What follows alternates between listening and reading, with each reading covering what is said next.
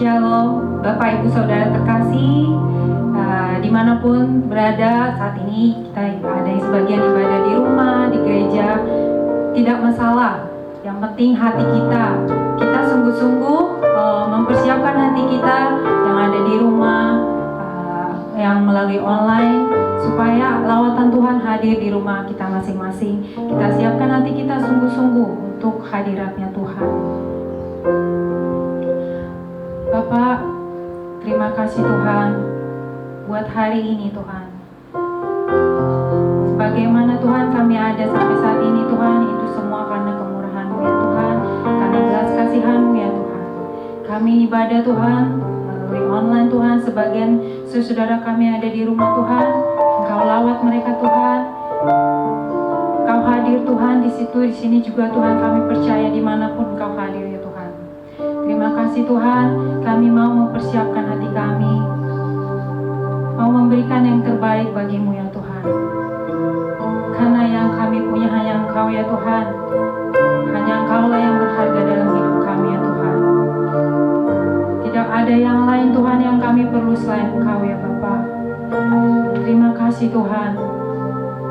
Kami serahkan ibadah kami Tuhan, dari awal pertengahan hingga akhirnya Tuhan. Engkau hadir Tuhan, Engkau pimpin. Dan kami pun yang melayani-Mu Tuhan, dapat memberikan yang terbaik, yang berkenan bagi-Mu Tuhan. Terima kasih Tuhan. Kami serahkan ibadah kami dari awal pertengahan hingga akhirnya Tuhan, hanya di dalam nama Tuhan Yesus Kristus. Haleluya. Amin.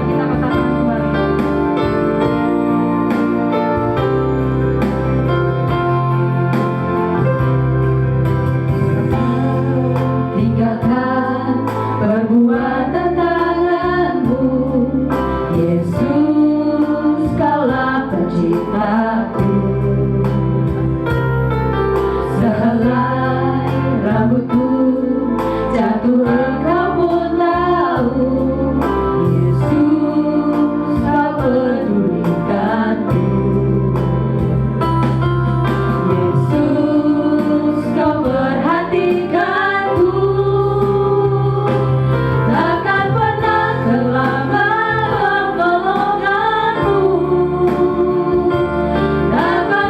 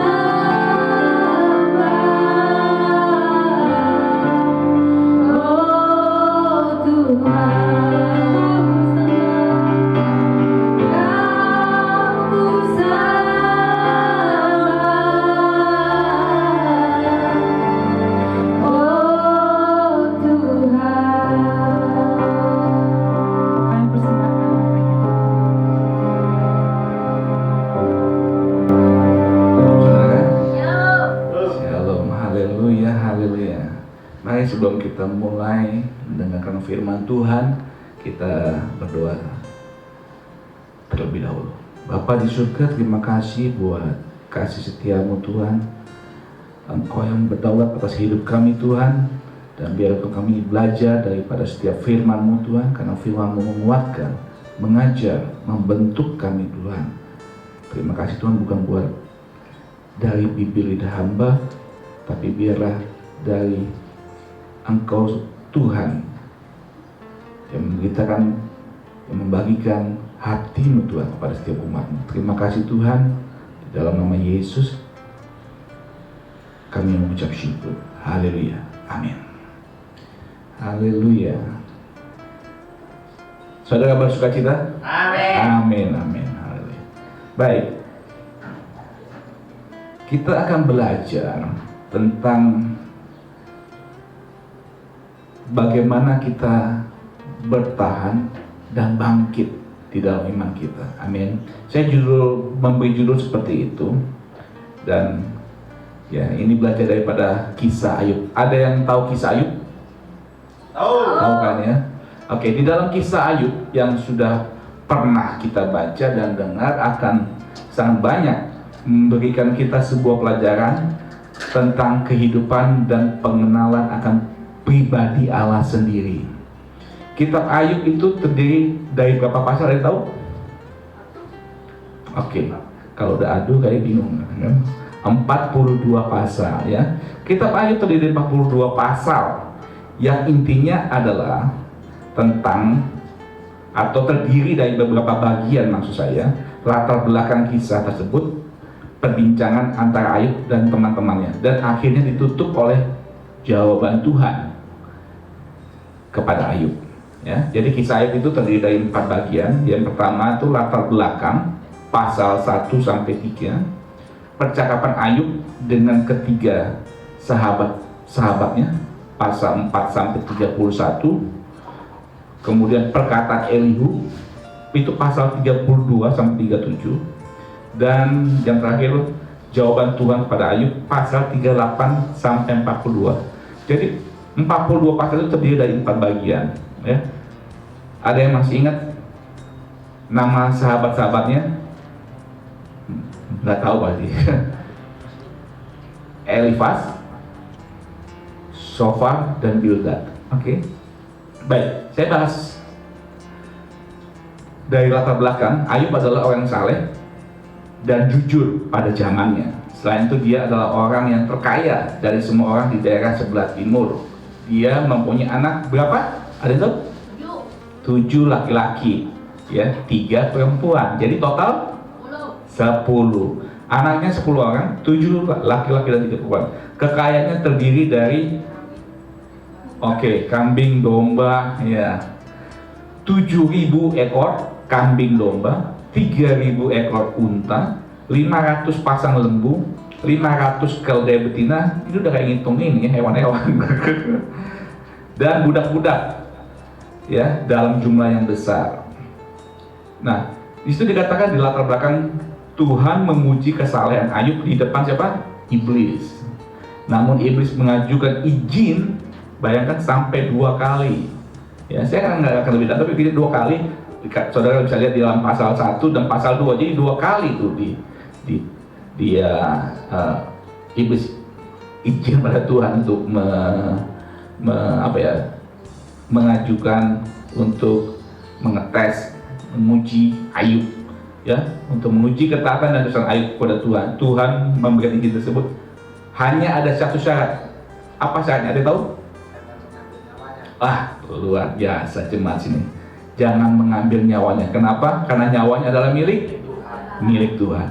Jadi dalam waktu yang sesingkat-singkatnya anak dan hartanya hilang, bahkan tubuhnya pun mengalami sakit. Itulah latar belakangnya ya. Kemudian bagian kedua, percakapan dengan 3 sahabatnya ya. Ketiga sahabat itu Ayub tadi adalah siapa? Elifaz, Bildad, dan Sofar ya. Percakapan atau saya katakan argumentasi ya, lebih tepatnya kalau saya katakan argumentasi, terdiri atas 3 babak. Saudara-saudara, luar biasa nggak? Ini berargumentasi sampai 3 babak ya. Kenapa? Di babak pertama itu pasal 4 sampai 14 itu babak pertama. Ya, jadi Elifas berargumentasi, jawab Ayub. Ayub menjawab Bildad, kemudian Ayub menjawab Sofar. Wah, tuh kayak begitulah mereka berargumentasi. Kemudian di babak kedua itu pasal 15 sampai 21, dan babak ketiga atau babak terakhir itu pasal 22 sampai 31. Itu kayak main apa? Tinju, 3 babak, 3 ronde, ya. Nah, kemudian dari 3 babak ini selesailah argumentasi itu, ya. Dan kemudian kalau saudara lihat di dalam pasal 26 sampai 31, itulah uraian Ayub yang sangat panjang di babak yang ketiga tuh 6 sampai 6 pasal. Jadi saudara bisa baca di rumah, ya, kisah Ayub tuh, ya, yang seperti saya bagikan tadi. Jadi Ayub 3 di pasal yang 31 ayat 35 sampai ditutup dengan begini.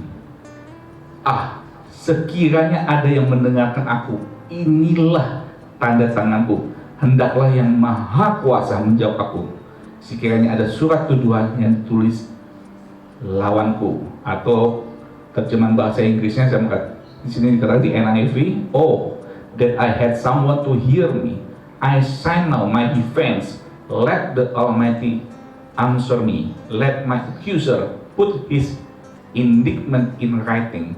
Jadi inilah pernyataan Ayub mendefense, mempertahankan diri bahwa Ayub tetap benar. Ya, kemudian di bagian 3 tadi kan babak pertama atau bagian pertama kan latar belakang, kedua percakapan dengan 3 sahabatnya, yang ketiga itu saya tulis perkataan Elihu. Siapa Elihu? Elihu juga sahabatnya, cuman usianya Elihu itu lebih muda dibandingkan dengan ketiga sahabatnya dan Ayub sendiri yang sama-sama level, ya, usianya, tapi Elihu ini lebih muda, makanya dia menangguhkan pembicaranya, dia apa ya, mendengarkan dulu yang lebih senior berargumentasi. Makanya sini katakan bahwa si Elihu ini marah pada Ayub karena menganggap dirinya lebih benar daripada Allah. Kemudian ia juga marah kepada ketiga sahabatnya itu karena mereka mempersalahkan Ayub, ya, mereka menghakimi Ayub bahwa Ayub bersalah di hadapan Tuhan, bahwa Ayub melakukan hal-hal sehingga terjadilah, ya, baik musibah, bencana, bahkan sampai penyakit, itu karena salah Ayub, ya. Jadi Ayub bersalah itu bagi 3 sahabatnya, ya. Terus kemudian Elihu tidak membela Ayub dan 3 sahabatnya, namun dia membela kebenaran Allah, ya. Itu, ya, di dalam perkataan Elihu. Kalau sudah lihat tadi yang saya bagikan bahwa perkataan Elihu itu ada dalam pasal 32 sampai 37. Nah, kemudian di bagian terakhir jawaban Tuhan kepada Ayub. Saya tulis katakan itu Ayub ditantang sebagai laki-laki, guys, bahwa sebagai laki-laki oleh Tuhan untuk menjawab pertanyaannya sampai 2 kali. Tuhan tantang dia di pasal 38 sampai dan 40. Ya, sehingga jawaban Ayub yang pertama waktu tentang Tuhan di pasal 40 ayat 4 sampai 5. Pertama dikatakan gini, terlalu hina untuk menjawab sehingga mulutnya ditutup oleh tangan. Jadi Ayub enggak berani menjawab, terlalu hina, ya, ketika Tuhan mengajukan pertanyaan-pertanyaan. Kemudian di hal yang kedua, dia tidak berani dan bisa untuk menjawab atau menyanggah akan pertanyaan Tuhan. Kemudian ketika ditanya lagi kedua, jawaban Ayub di pasal 42, dia katakan di hal yang pertama menyatakan bahwa Tuhan berdaulat atas segala sesuatu dan tidak ada rencananya yang gagal. Yang kedua, mengakui bahwa dirinya tanpa pengertian telah berkata-kata. Ayub akhirnya mengaku tanpa pengertian. Dan yang terakhir, sekarang Ayub lebih mengenal pribadi Allah melalui pengalamannya, bukan dari kata orang lain. Itulah kitab Ayub 40 pasal. Kemudian dari situ pemulihan Ayub, ya kan? Di sana dikatakan Tuhan marah terhadap Elifas dan kedua sahabatnya, maksudnya Bildad dan Sofar, karena tidak berkata benar tentang Allah seperti Ayub, sehingga mereka harus mempersembahkan korban 7 ekor lembu jantan dan 7 ekor domba jantan kepada Ayub untuk diri mereka, dan Ayub harus juga berdoa bagi mereka supaya murka Tuhan tidak menyala atas ketiga sahabatnya itu. Hal yang kedua, Ayub pun berdoa bagi mereka di pasal 42 ayat 10. Dan yang ketiga, Ayub diberkati 2 kali lipat dari kepunyaannya yang terdahulu, sehingga kekayaannya setelah dipulihkan, tadinya 7.000 ekor kambing domba jadi berapa? 14.000. Ya, tadinya 3.000 ekor unta jadi 6.000. 500 pasang lembu jadi 1.000, dan dari betina tadinya 500 jadi 1.000, berarti 2 kali lipat. Itulah. Ya, kemudian Ayub juga mendapat anak-anak kembali, sama 10 dan 10, 7 anak laki-laki dan 3 perempuan. Cuman waktu di awal nama perempuan, anak perempuannya tidak disebutkan, tapi ini disebutkan, ditulis ya, Yemima yang pertama, yang kedua Kesia. Nah, papanya Kesia senang, Kesia. Yang ketiga Karen Hapuk. Ya, saya pernah dengar ada nama sepupu saya juga Yemima, ada Kesia, tapi saya belum pernah ketemu yang namanya Karen Hapuk. Ada nggak nama Karen Hapuk? Ya, ini dikatakan ketiga wanita ini atau anak darah ini ada cantik tiada tara, ya, di seluruh negeri. Dan di sini dikatakan Ayub memberikan tanah pusaka juga kepada ketiga anak putrinya, walaupun tidak lazim pada zamannya. Ya, kenapa tidak lazim? Biasanya yang terima anak laki. Kembali saya katakan, ya, Israel atau patriark adalah anak laki-laki. Ya, jadi di kitab Ayub yang perjanjian lama, hal ini pasti yang menulis Alkitab ada maksud dan tujuannya, ya. Itulah tentang kitab Ayub dari pasal pertama sampai pasal yang ke-42. Ya, simple, sederhana. Jadi saudara, saya himbau, saya ajak baca Ayub, ya. Bagaimana tadi saya katakan latar belakang, terus argumentasi. Saudara bisa baca, saudara renungkan, terus bagaimana Ayub berargumentasi, bagaimana 3 sahabatnya juga berargumentasi. Kemudian nanti ada Elihu, ya, yang tidak bela Ayub, tidak bela 3 sahabatnya, dan akhirnya ditutup oleh jawaban Tuhan, dan akhirnya pengakuan daripada si Ayub, dan Ayub dipulihkan. Nah, dari kisah Ayub tersebut banyak hal yang dapat kita pelajari. Nah, ini yang saya mau bagikan bagi saudara, ya, yang kita alami. Datanya pelajari bagaimana kita dapat bertahan dan bangkit dalam iman kita, antara lain. Nah, ya, hal yang pertama yang kita pelajari, 1, bahwa setiap sumber persoalan dan pergumulan yang kita alami datangnya dari si jahat, iblis. Ya, itu harus saudara yakini, harus saudara benar-benar kalau bahasanya biarin main, jadi masuk ke dalamnya itu, bahwa ya dialah dalangnya, dialah pendakwa kita, ya, dialah yang ingin merusak, mencuri, membunuh, dan membinasakan. Ya. Kenapa? 1, karena rancangan Tuhan bukan kecelakaan tetapi masa depan yang penuh harapan. Jadi Tuhan tidak pernah mendatangkan kecelakaan. Ini saudara harus ingat. Ya. Semua apapun yang kita alami datangnya dari iblis, dan Tuhan tidak pernah. Kedua, Allah tidak mencoba siapapun. Di dalam Yakobus 1 ayat 13. Saudara bisa baca di rumah.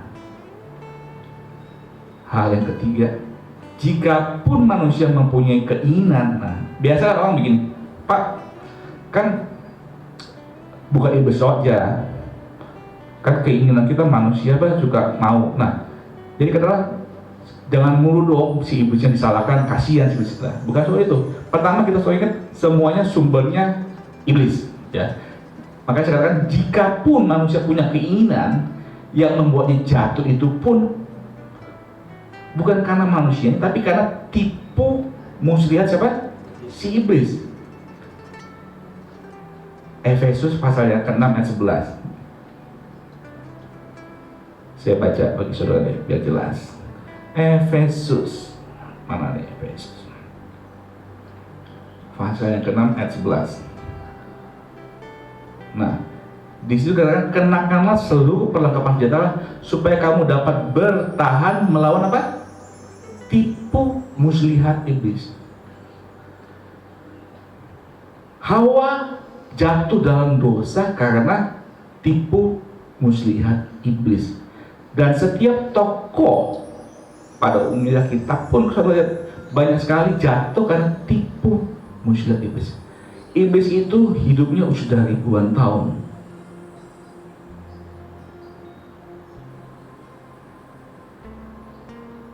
Dan dia punya berbagai macam cara untuk menjatuhkan kita.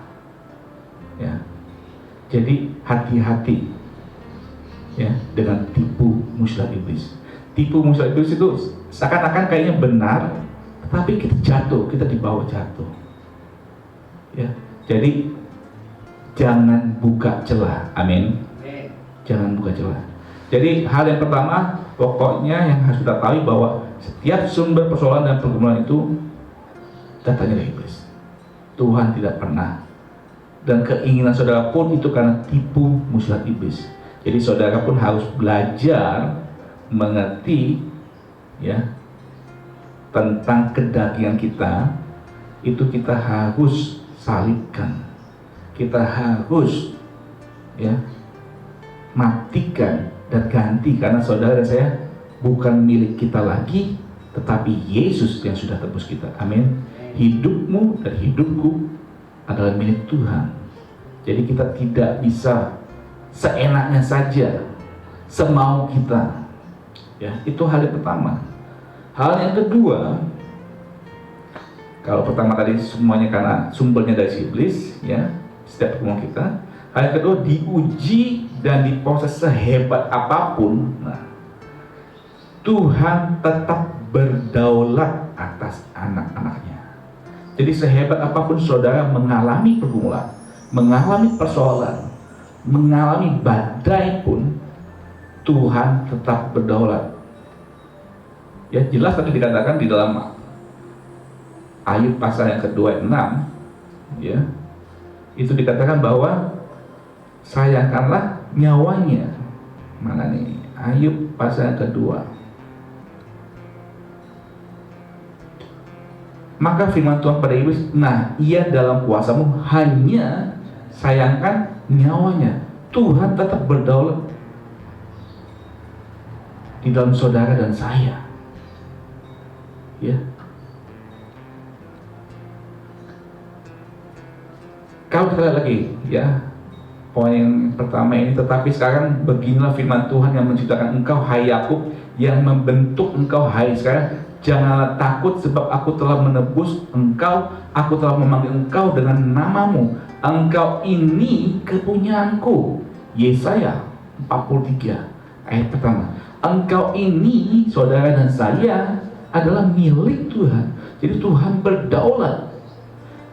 Jadi sehebat apapun iblis mau merusak, mengganggu, mengacau dengan segala macam tipu muslihat, tetap Tuhan berdaulat atas kita. Itu kita harus camkan dalam diri kita. Kemudian dalam Mazmur 139:13, sebab engkaulah yang membentuk buah pingganku, menenun aku dalam kandungan ibuku. Tuhan yang menenun saudara dan saya. Jadi saudara itu benar-benar milik Tuhan. Jadi jangan khawatir, jangan takut. Tuhan masih mengontrol kita, Tuhan masih mengawasi kita. Makanya ada firman berkata, pencobaan apapun yang kita alami tidak akan melebihi batas kemampuan kita. Bahkan Tuhan sudah menyediakan jalan keluarnya. Amin. Di dalam Yeremia 1 ayat 5 dikatakan, sebelum aku membentuk engkau dalam rahim ibumu, aku telah mengenal engkau. Wow. Dan sebab kau keluar dari kandungan, aku telah menguduskan engkau. Aku telah menetapkan engkau menjadi nabi bagi bangsa-bangsa. Aku telah mengenal engkau. Wow. Tuhan berdaulat bagi saudara dan saya. Amin. Kalau hal yang pertama, sumber semuanya adalah dari iblis, ya, persoalan hukum kita. Hal yang kedua, ketika kita mengalami apapun yang dari si iblis itu, ya, sehebat apapun, Tuhan masih tetap berdaulat dalam hidup kita. Kita masih tetap dalam monitoringnya. Ya, iblis nggak bisa sampai menghilangkan nyawa.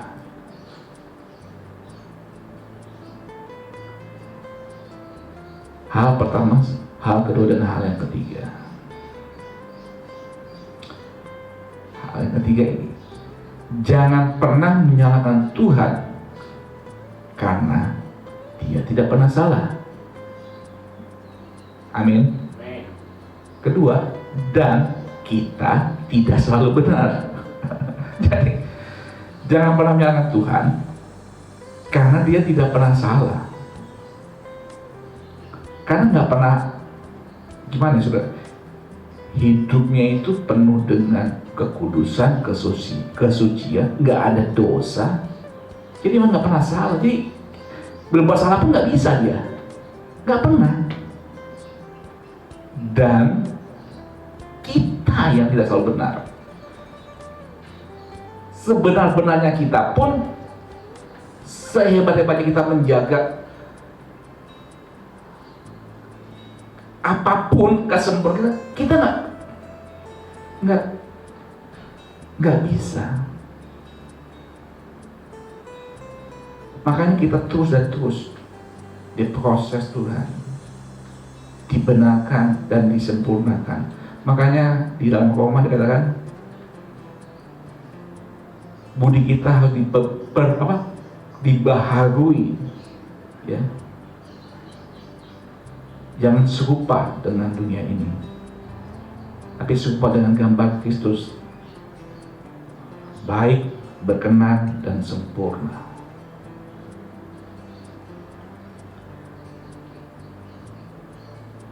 Di dalam Ayub pasal 9 ayat 15 dikatakan gini, walaupun aku benar, aku tidak mungkin membantah dia, malah aku harus memohon belas kasihan kepada yang mendapat aku. Ya, walaupun aku benar, saya garis bawah. Jadi Ayub, di dalam kisah Ayub itu, dia selalu menganggap dia benar, walaupun aku benar. Wow. Memang, saudara harus tahu, Ayub tidak pernah berdosa. Di dalam bibirnya, di dalam ucapannya, dia tidak pernah mengutuk, menghujat Tuhan. Dia nggak pernah. Makanya dalam pasal 2 jelas, di dalam bibirnya dia tidak berbuat dosa sekalipun, walaupun dia mengalami pergumulan yang hebat banget. Ya, yang pertama tadi kan hartanya habis, sampai anak-anaknya, sampai iblis datang lagi kedua kali, ya, menguji tubuhnya, fisiknya, yaitu kesehatannya. Hal itu pun dia masih tetap percaya Tuhan adalah Tuhan yang berkuasa. Makanya ketika istrinya suruh kutukilah Tuhan, Ayub bilang, gila kan kau? Makanya ada statement katakan, aku lahir dengan telanjang dan kembali dengan, itu statement Ayub, saudara. Dia tidak bergantung dengan materi, hal dunia. Makanya pas diuji soal itu lewat, dan diuji kedua soal penyakit dia. Jadi dalam bibir, lidah, ucapannya itu dia tidak pernah bersalah. Dia tidak pernah menghujat Tuhan, mengutuki Tuhan, enggak. Cuman dia di dalam proses yang ada pasal 3 selanjutnya, ketika saudara baca nanti argumentasi dia selalu menganggap bahwa dia benar, dia tidak bersalah. Kemudian dikatakan di ayat 16 pasal 17, Ayub 16 pasal 17, dikatakan sungguh pun tidak ada kelaliman pada tanganku. Dia orang saleh, saudara. Pasal pertama jelas dikatakan dia orang saleh dan orang yang jujur. Ya, enggak, makanya Tuhan memuji dia di hadapan iblis, ya kan? Karena kesalahan dia. Makanya dia Dia merasa dirinya benar, dia nggak pernah berbuat yang aneh-aneh, dia nggak pernah melakukan kelaliman, kan? Sungguh pun tidak ada kelaliman pada tanganku, dan doaku bersih. Dia merasa doanya pun bersih, jujur, nggak munafik. Kemudian di dalam Ayub pasal 25, ini bagaimana dia defense, bertahan. Aku sama sekali tidak membenarkan kamu, sampai binasa aku tetap mempertahankan bahwa aku tidak bersalah. Ayub sangat yakin bahwa dia tidak bersalah. Hidupnya benar di hadapan Tuhan, hidupnya jujur, saleh. Di dalam Ayub pasal 31 ayat 6, biarlah aku ditimbang di atas kaca yang teliti.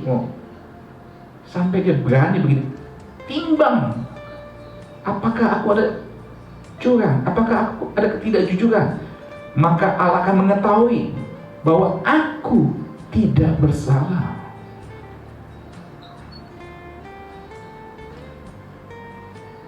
Itulah ya, kalau Ayub merasa benar. Maka sekarang jangan pernah menyalahkan Tuhan, karena kita tidak selalu benar. Nah, saya akan bagikan bahwa Tuhan tidak pernah salah. Ya, Ayub merasa benar, tapi tidak selalu benar. Nah, sekarang Tuhan itu tidak pernah salah. Di dalam pasal ayat 33 ayat 8 sampai 14, Allah tidak pernah salah karena dia lebih dari manusia. Saya baca aja Ayub 33 ayat 8 sampai 14. 33. Di situ dikatakan, ini jawaban Tuhan. Tetapi engkau telah berbicara dekat telingaku, dan ucapan-ucapanmu telah kudengar, kata Tuhan. Bahwa Ayub kata, aku bersih, aku tidak melakukan pelanggaran, aku suci, aku tidak ada kesalahan. Tetapi ia, Tuhan, mendapat alasan terhadap aku, kata Ayub. Ia menganggap aku sebagai musuhnya. Ia memasukkan kakiku ke dalam pasung. Ia mengawasi segala jalanku. Sesungguhnya dalam hal itu engkau tidak benar. Demikianlah sanggahanku kepadamu, karena Allah itu lebih daripada manusia. Inilah. Jadi, mengapa engkau berbantah dengan dia bahwa dia tidak menjawab segala perkataanmu? Ya.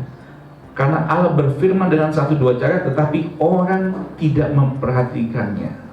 Dalam mimpi, dalam penglihatan waktu malam, bila orang nyenyak tidur, bila berbaring di atas tempat tidur, maka ia membuka telinganya manusia dan mengejutkan mereka dengan teguran-teguran untuk menghalangi manusia daripada perbuatannya, dan melenyapkan kesombongan orang untuk menahan nyawanya daripada liang kubur dan hidupnya daripada maut dan lembing. Di dalam ayat itu dikatakan bahwa Tuhan lebih dari manusia. Itu kuncinya. Ya, sebenar-benarnya apapun, kita nggak pernah lebih daripada Tuhan. Kemudian kalau kita lihat lagi bahwa Tuhan tidak pernah salah karena matanya mengawasi jalan manusia. Itu dalam Ayub pasal 34 ayat 21. Ya, karena matanya mengawasi jalan manusia dan ia melihat segala langkahnya. Kemudian lagi dalam Ayub pasal 36 ayat 22 sampai 23. Sesungguhnya Allah itu mulia di dalam kekuasaannya. Siapakah guru seperti dia? Siapakah akan menentukan jalan baginya? Dan siapa berani berkata, engkau telah berbuat curang?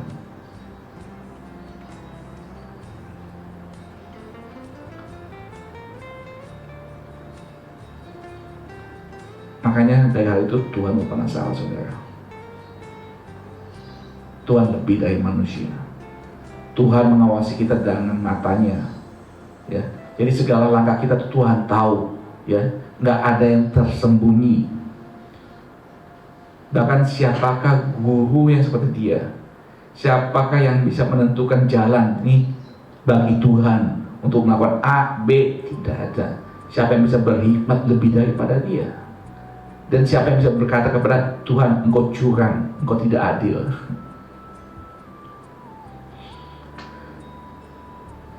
Ayub pasal 34 ayat 26. Sesungguhnya Allah itu besar, tidak tercapai oleh pengetahuan kita. Jumlah tahunnya tidak dapat diselidiki. Itu lebih dahsyat lagi. Tuhan itu lebih besar, ya, tidak tercapai oleh pengetahuan kita. Siapa saudara dan saya? Jadi saya boleh simpulkan yang di poin ketiga ini bahwa Tuhan tidak pernah salah dan kita tidak selalu benar. Ya, kenapa? Itu karena Tuhan lebih dari manusia. Bahkan Tuhan mengawasi kita dengan matanya tertuju pada kita, dan bahkan setiap langkah kita. Jadi saudara nggak bisa tersembunyi. Saudara bisa bersembunyi kepada manusia. Saudara bisa bersandiwara, tapi kepada Tuhan nggak bisa. Jadi itulah poin yang ketiga. Tadi poin pertama bahwa sumber persoalan itu pembantu dari iblis. Yang kedua, ya, sehebat apapun Tuhan berdaulat atas hidup kita. Dan ketiga tadi, ya, Tuhan nggak pernah salah. Ya, yang keempat, poin keempat yang kita pelajari di sini adalah pengenalan akan Tuhan bukan secara instan belaka, apalagi hanya sekedar pengetahuan. No, ya, pengenalan akan Tuhan itu, ya, harus melalui proses terus menerus, pengalaman pribadi bersama Tuhan di dalam hidup kita sampai menuju kepada kesempurnaan. Kesempurnaan itu ketika saat kita berjumpa dengan Dia di surga, itulah kita kenal Dia secara pribadi lebih. Amin. Jadi nggak bisa saudara berkata saudara kenal Tuhan, kita terus menerus diproses untuk mengenal Dia. Makanya dalam Ayub pasal 42 ayat 3b dikatakan, itulah sebabnya tanpa pengertian, si Ayub ini berkata, itu sebabnya tanpa pengertian aku telah bercerita tentang hal-hal yang sangat ajaib bagiku dan yang tidak ku ketahui. Jadi Ayub telah bercerita tentang hal yang sangat ajaib tanpa pengertian, tanpa mengenal pribadi Allah secara benar. Kadang-kadang kita sudah menganggap, saya kenal Tuhan, saya sudah menjadi Kristen yang sudah lama, saya sudah tahu, saya sudah mengerti bahwa Tuhan begini, Tuhan begitu. Dan ketika kita mengalami sebuah pergumulan, mengalami sebuah persoalan badai, terus kalau kita ini kok goyah, dan seakan-akan kita mengenal Tuhan nggak begini, Tuhan nggak begitu. Siapa kita?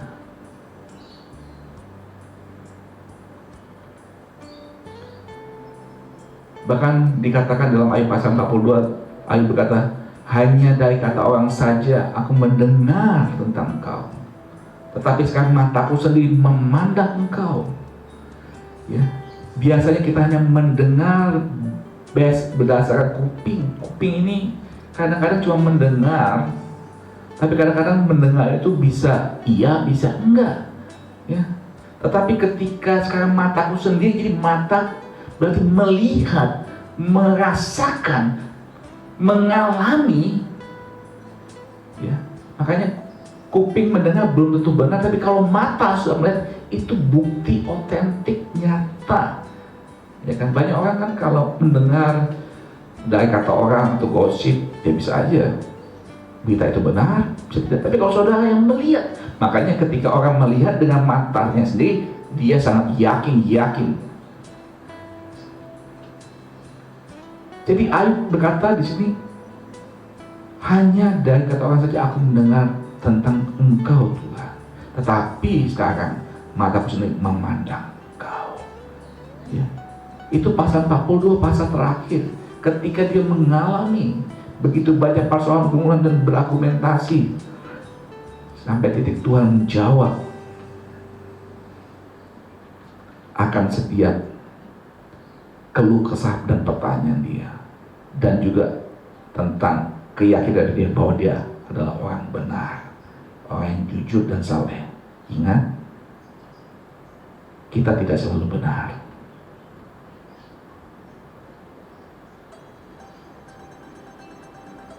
Jadi hal yang keempat, pengenalan akan Tuhan bukan secara instan, bahkan terus menerus sampai kita benar-benar ketemu dengan Tuhan di surga. Amin. Jadi jangan merasa sok pintar atau sok bahwa kita benar-benar suci dan kudus dan benar, saudara. Tidak. Kita hidup ini dibenarkan Tuhan. Amin.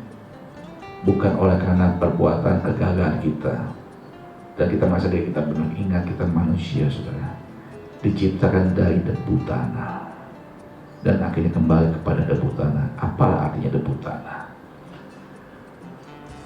Makanya apa arti debu tanah? Tuhan anggap, Tuhan angkat, Tuhan muliakan saudara dan saya. Jadi kalau saudara dan saya mengalami hal-hal yang spektakuler luar biasa dalam Tuhan, itu karena kita berharga di matanya dan karena dia sayang pada kita, bukan karena kehebatan kita. Amin. Ya, hal yang terakhir, poin yang kelima. Ya, ingat, camkan ini, pemulihan pasti terjadi. Amin. Pemulihan pasti terjadi bagi orang benar. Hanya tinggal menunggu waktu. Itu bagi orang benar. Hanya tinggal menunggu waktu. Dan bagi orang tidak benar atau berdosa, pemulihan juga terjadi jika ada pertobatan. Jadi bagi kita yang mungkin merasa, bukan benar bahasa saya, bagi kita benar, akan terjadi, tinggal menunggu waktu kok. Ya, segala sesuatu indah pada waktunya dan segala sesuatu di bawah kolongan ini ada masanya, ada waktunya. Jadi persoalan pemulihan apapun yang sudah hadapi dan saya hadapi ada waktunya dan pasti akan selesai. Tinggal menunggu waktu. Nah, waktunya inilah yang kita harus jalani dengan tetap percaya kepada Tuhan. Namun kalau bagi orang yang berdosa, tahu dosanya, bertobat segera, bertobat, berbalik ke jalan benar, ya, mulai hidup benar. Sama seperti ketika wanita yang berzina yang diajukan oleh orang Farisi di hadapan Tuhan. Tuhan ampuni, ya. Tadinya mau dirajam oleh batu kan, menurut hukum Taurat, tapi Tuhan Yesus bilang, siapa yang tidak berdosa ya silakan duluan. Tapi nggak ada tuh, nggak ada yang merajam. Dari yang tua sampai yang muda akhirnya mundur pelan-pelan. Sampai wanita itu nanya, atau Tuhan Yesus maksudnya nanya, kemana yang lainnya? Udah pulang Pak. Nggak ada yang ngajak, enggak. Ya kalau gitu kata Yesus, pulanglah, bertobatlah, jangan berbuat lagi. Ya, ingat, jangan berbuat lagi, jangan berbuat hal yang bodoh berulang-ulang. Kalau berbuat bodoh, berbuat kesalahan berulang, namanya orang minggu lalu sekatakan bebal, ya. Orang bebal tuh, aduh, nggak ada tempat di kerajaan surga. Jadi berubah, kalau ditegur salah, bangkit, perbaiki. Di dalam pemulihan itu ada, nah hebatnya nih, di dalam pemulihan itu ada perkenanan Tuhan. Tuhan berkenan. Ya, di dalam ayat 42 ayat 9, Tuhan menerima permintaan Ayub. Kenapa? Karena Tuhan berkenan. Jadi ada perkenanan Tuhan di sana. Jadi di dalam pemulihan pasti ada perkenanan Tuhan. Yang kedua, di dalam pemulihan itu ada pengampunan. Ayub 42 ayat 10, di situ dikatakan, lalu Tuhan memulihkan keadaan Ayub setelah ia meminta doa untuk sahabat-sahabatnya. Lalu Tuhan memulihkan keadaan Ayub setelah ia meminta doa untuk sahabat-sahabatnya. Dan Tuhan memberikan pada Ayub 2 kali lipat dari segala kepunyaannya dahulu. Ayub memberikan pengampunan, berdoa bagi sahabat-sahabatnya. Ada pengampunan.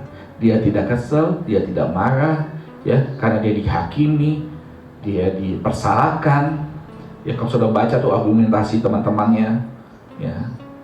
Makanya Tuhan marah kepada ketiga sahabat juga, murka karena mereka, itu dia merasa sudah mengenal Tuhan, tapi bagi Tuhan mereka tidak mengenal Tuhan. Sekarang kalau sudah baca itu, tiga sahabat itu membela Tuhan, tapi bukan begitu caranya. Ya, jadi mereka mempersalahkan si Ayub, mereka menghakimi Ayub, ya. Mereka banyak berkata, nah itu pengampunan di dalam pemulihan, ada pengampunan. Ayub disuruh Tuhan berdoa untuk mereka, dan Ayub lakukan itu. Nah, hal yang ketiga di dalam pemulihan itu ada berkat atau anugerah yang tak terpikirkan, yang tidak terpikirkan. Kadangkala kita nggak mengerti, oh begini toh. Jadi ketika kita mengalami pergumulan, persoalan, berkatnya itu kita nggak mengerti sampai, oh nggak terpikirkan saudara. Ya, dia punya dapat 2 kali lipat. Kemudian kalau dari konteksnya si Ayub, dia kembali punya anak lagi, 10 lagi. Bayangkan dari 10 meninggal dapat lagi 10 kan? Apa itu? Anugerah luar biasa. 7 laki-laki lagi, 3 anak perempuan, dan anak perempuan ini disebut cantik. Nah, berkat atau anugerah yang tak terpikirkan itu saya tutup begini. Berkat atau anugerah yang tak terpikirkan itu seperti ini. Ketiga anak perempuannya mendapatkan tanah pusaka, ya. Sama halnya kita saudara, sebagai Israel rohani mendapatkan keselamatan dari Allah. Itu anugerah yang tak terpikirkan. Kalau sudah baca dalam Matius 22 ayat 1 sampai 14, bagaimana ada pesta perjamuan kawin, situ perumpamaan yang Yesus ajukan, Yesus ceritakan.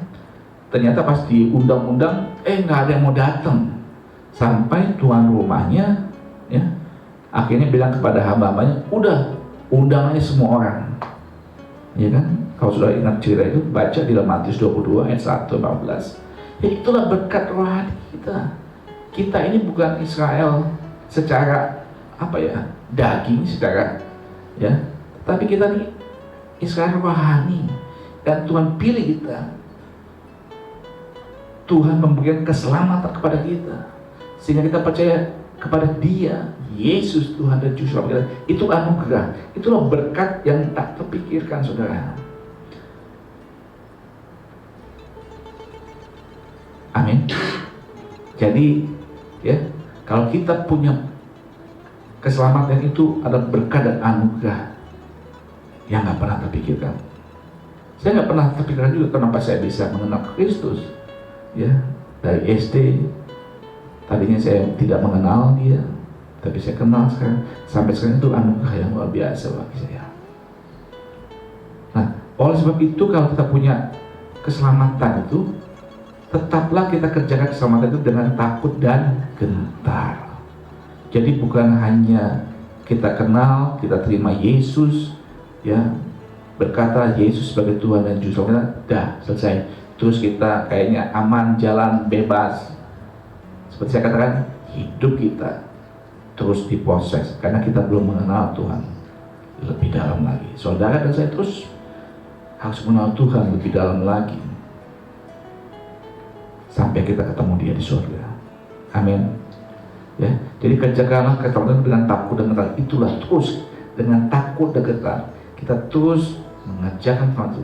Kita hidup kudus, tidak bercacat dan celah, seperti mempelai wanita yang ingin memberikan, ya, hidupnya bagi mempelai pria. Yesus Tuhan kita adalah mempelai pria kita.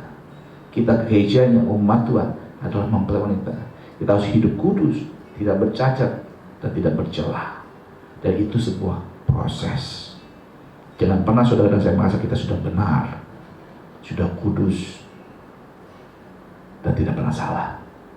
Tapi terus menerus kita harus belajar hidup kita lebih baik, berkenan, dan sempurna. Amin. Tuhan Yesus memberkati kita semua. Kiranya firman Tuhan hari ini memberkati saudara dan saya. Jadi di dalam kisah Ayub yang tadi 42 pasal, kita dapat intisarinya ada 5 hal. Ya, saya ulang kembali supaya saudara bisa ingat kembali. Pertama, setiap sumber persoalan dan pukulan itu ya harus ingat datanya dari siapa? Si iblis atau si jahat. Dan yang kedua, sehebat apapun saudara diproses dan saya diuji, ya Tuhan tetap berdaulat. Tuhan tetap mengontrol, menjaga kita. Jangan khawatir, Dia ada bersama kita. Kita tidak sendirian di dalam badai itu. Tuhan bersama kita. Jadi sekalipun kita berjalan dalam lembah kekelaman, aku tidak takut bahaya. Kenapa? Karena Tuhan bersama kita. Ya, yang ketiga, ya jangan pernah menyalahkan Tuhan. Kenapa? Karena Dia tidak pernah salah. Nggak mungkin dan nggak bisa Dia berbuat salah. Ya, dan kita juga harus ingat kita tidak selalu benar. Dan hal yang keempat, ya pengenalan akan Tuhan itu bukan instan, ya bukan cepat dok kita kenal Kristus kita kayak udah kenal segala-galanya. Ingat, harus diproses dan mengalami pengalaman pribadi bersama Dia. Dan hal yang terakhir, ingat, pemulihan pasti terjadi. Ya, tinggal menunggu waktu. Dan bagi yang berdosa, yang tahu salah, bertobat, ya, kembali pada Tuhan. Ya, jika ada pemulihan pasti ingat ada perkenanan Tuhan. Tuhan berkenan, maka Tuhan memberkati. Tuhan ada berikan damai sejahtera. Dan kemudian di dalam pemulihan Tuhan ada pengampunan, dan terakhir ada berkat dan anugerah yang tak terpikirkan. Amin. Tuhan Yesus berkati. Shalom.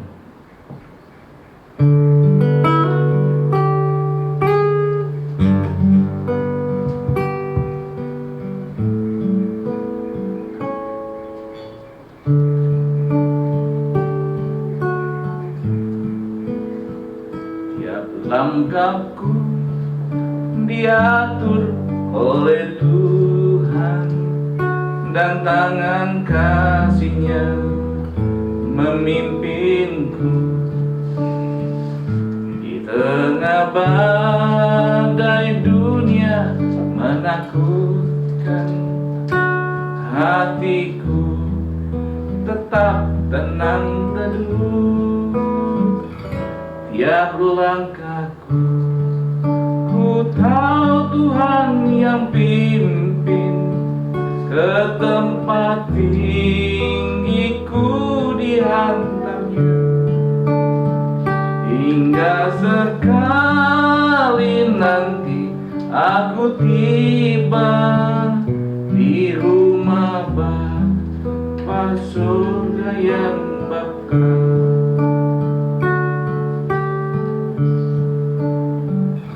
Di waktu imanku mulai goyah, dan bila jalanku hampir sesat, pandang Tuhanku penebus dosa. Ku teguh sebab Dia dekat. Tiap langkahku ku tahu Tuhan yang pimpin, ke tempat tinggiku dihantarnya. Hingga sekali nanti aku tiba di rumah Bapa surga yang bakal. Baik, saudara, kita akan akhiri ibadah hari ini dan tutup dengan doa firman dan juga doa berkat. Mari kita berdoa bersama. Bapa di surga, terima kasih buat hari ini, buat pertolongan-Mu, buat pengajaran daripada firman-Mu Tuhan, yang menguatkan, mengajar, membantu kami Tuhan, supaya kami mengerti lebih dan lebih dalam lagi Tuhan, mengenal Engkau secara pribadi Tuhan. Roh Kudus yang akan mencerahkan, bahkan yang memimpin, menuntut kami Tuhan di dalam setiap proses hidup yang kami jalani, kami alami Tuhan. Kami percaya Tuhan, Engkau tidak pernah mengancamkan kecelakaan, bahkan kejahatan sekalipun Tuhan, tetapi Engkau mengancamkan kebaikan Tuhan, rancangan masa depan yang penuh harapan Tuhan. Engkau tidak pernah meninggalkan kami sendirian Tuhan. Engkau selalu ada bersama kami Tuhan. Terima kasih Tuhan, Engkau adalah Allah yang benar, Allah yang hidup Tuhan. Engkau tidak pernah salah Tuhan. Dan juga Tuhan, kami percaya Tuhan, setiap segala apapun yang kami alami Tuhan, pasti pemulihan akan terjadi Tuhan. Dan kami terus tetap percaya dalam apapun juga Tuhan yang kami alami Tuhan, kami tetap setia dan taat kepada firman-Mu dan kepada Engkau Tuhan. Kami percaya Tuhan, Kau sanggup menolong kami. Terima kasih Tuhan, kami serahkan semua dalam tangan-Mu Tuhan. Apapun juga setiap umat-Mu alami, umat-Mu Tuhan menghadapi persoalan Tuhan, tolong Tuhan tidak pernah meninggalkan mereka sendirian Tuhan. Terima kasih Tuhan, juga berkati juga Tuhan setiap pemerintah, jabat Tuhan yang memimpin bangsa ini, memimpin kota ini Tuhan. Apapun yang kami alami saat ini Tuhan, kami percaya Tuhan, Engkau berdaulat sebangsa ini dan kota ini Tuhan. Tuhan juga yang akan memulihkan bangsa ini dan juga kota ini Tuhan. Terima kasih Tuhan, kami tahu Tuhan, Kau adalah Allah yang tidak pernah berdusta, Kau tidak pernah lalai akan firman dan janji-Mu Tuhan. Terima kasih Tuhan, kami mengucap syukur Tuhan. Kami serahkan hidup kami dalam tangan-Mu Tuhan, dan juga agenda kami selanjutnya Tuhan. Terima kasih Tuhan. Mari saudara kita angkat kedua tangan kita. Kita siapkan hati kita. Bapa di surga, Kau tak melihat tangan diangkat, di mana kami hanya berharap bersandar pada Tuhan sumber berkat kami. Di dalam nama Yesus, Tuhan memberkati Engkau dan melindungi Engkau. Tuhan menyinari wajah-Mu dan memberi Engkau kasih karunia. Tuhan menghadapkan wajah-Nya dan memberi Engkau damai sejahtera. Pulanglah saudaraku, kembalilah beraktivitas baik di rumah dan juga dimanapun saudara berada. Terimalah berkat damai sejahtera dari Bapa di surga, kasih Yesus dan pertolongan persekutuan Roh Kudus menyertai kita semua hari ini dan sampai selama-lamanya. Dalam nama Yesus kita semua berkata, Amin. Amin.